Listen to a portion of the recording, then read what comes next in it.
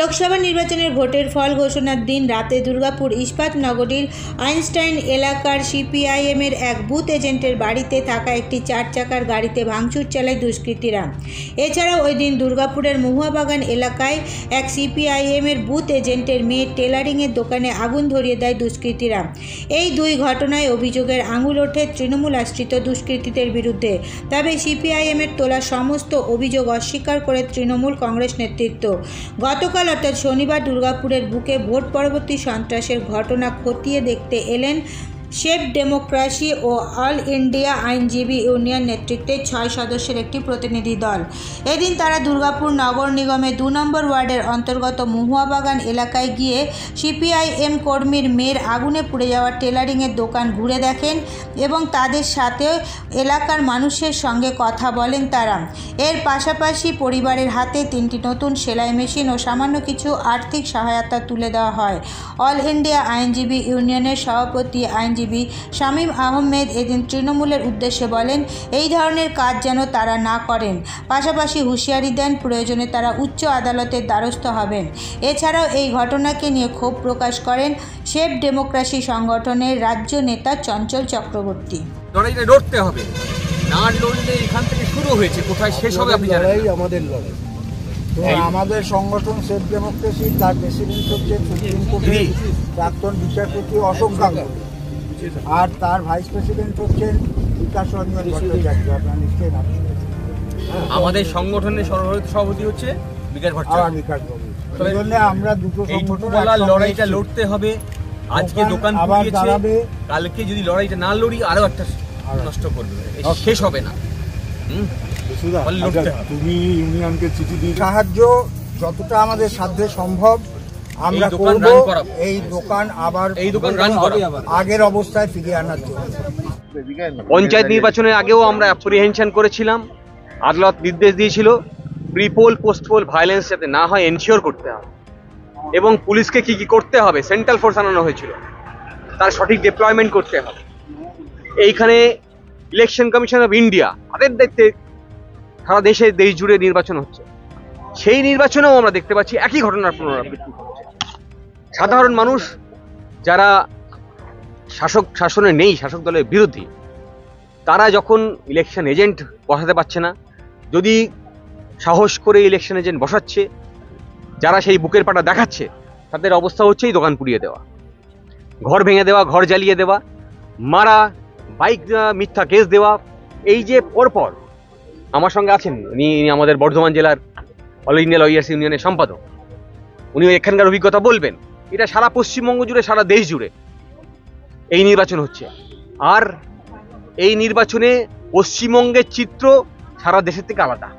দুর্ভাগ্যজনক, আমরা বাঙালি হিসেবে এটা আমাদের দুর্ভাগ্য যে আমাদের রাজ্য সম্পর্কে এই ধরনের কথা আমাদের বলতে হচ্ছে। এইটা আমাদের রাজ্যের সংস্কৃতি ছিল না।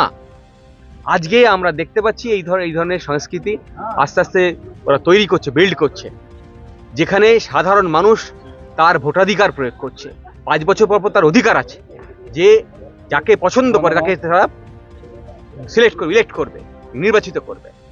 সেই অধিকার সে প্রয়োগ করতে চায়, এবং সে নিশ্চিতভাবে করতে চায়, কোনো অবস্ট্রাকশন ছাড়া করতে চায়, কোনো বাধা ছাড়া করতে চায়। আর সেইখানে বাধা দেওয়ার অর্থ হচ্ছে ফ্রি ইলেকশনে বাধা দেওয়া।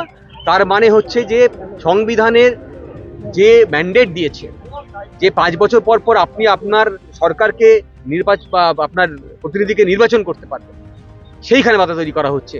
যারা এই বাধা দিচ্ছে তারা শুধুমাত্র এই রুল অফ ল ভায়োলেট করছে না, তারা শুধুমাত্র ল অ্যান্ড অর্ডার ভায়োলেট করছে না, তারা আমি বলছি সংবিধান বিরোধী কাজ করছে।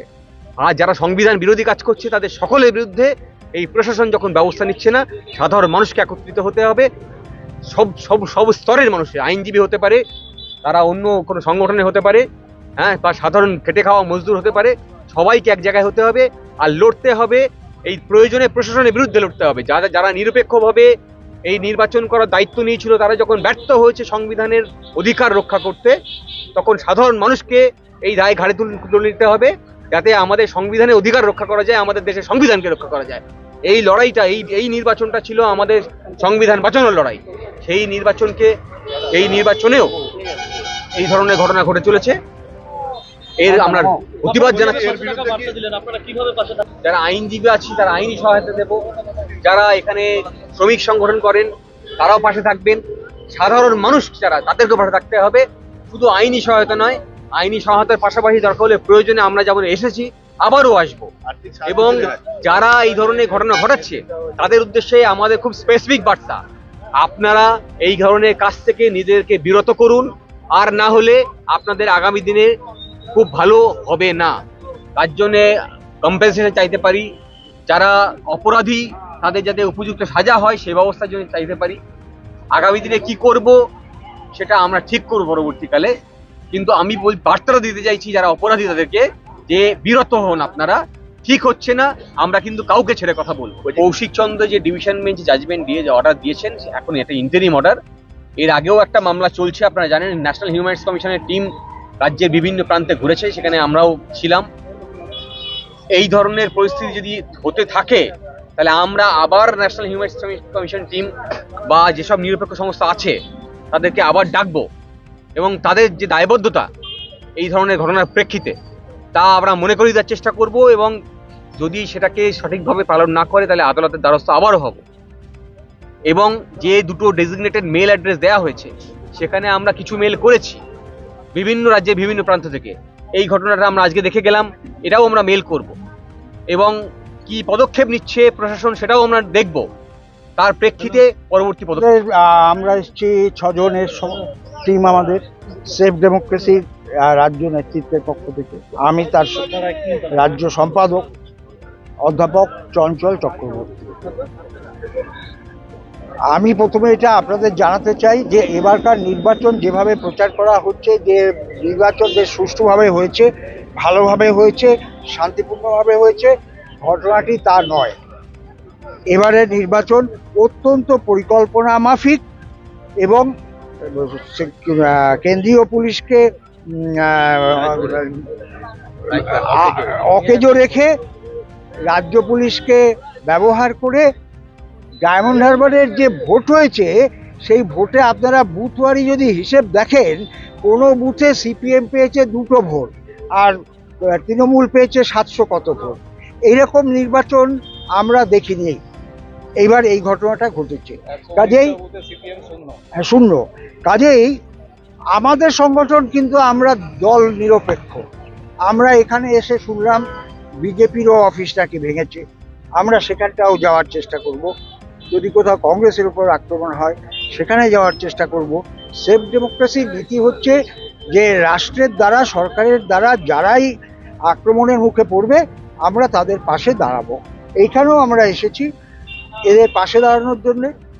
আমরা খুব স্পেসিফিকভাবে এরা যে এফআইআর করেছে সেই কপি নিয়ে যাব, এবং সেটা অশোক গাঙ্গুলি আমাদের সংগঠনের president, ex justice supreme court, ওনার ফরওয়ার্ডিং নোট দিয়ে এটা আমরা ন্যাশনাল হিউম্যান রাইটস কমিশনকে পাঠাবো, পরিষ্কার কথা। এবং আমরা চতুর্দিকে এই প্রচার অলরেডি আমরা শুরু করেছি যে এই নির্বাচন গণতান্ত্রিকভাবে সম্পন্ন হয়নি। কাজেই আমরা পুরো ডায়মন্ড হারবার নির্বাচন বাতিল করা, এটা আমরা দাবি জানিয়েছি একটা গণতান্ত্রিক সংগঠন হিসাবে। তো এইটা আমাদের কিন্তু এই লড়াইটা চলবে।